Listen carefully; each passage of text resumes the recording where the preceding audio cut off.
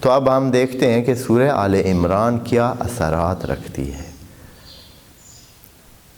جو ہمیں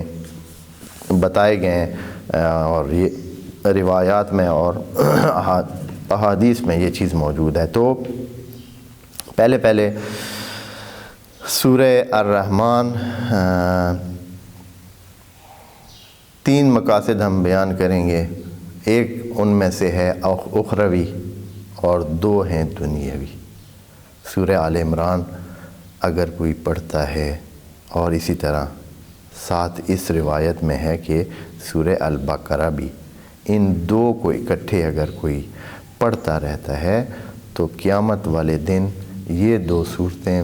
بادلوں کی صورت میں اس پر سایہ فگن ہوگی،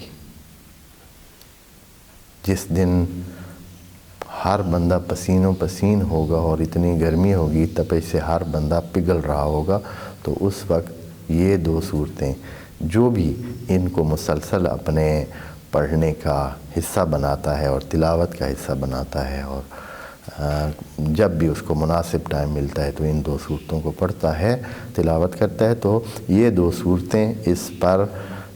بادل کی مانند سایہ کر کے اس دن کھڑی ہوں گی۔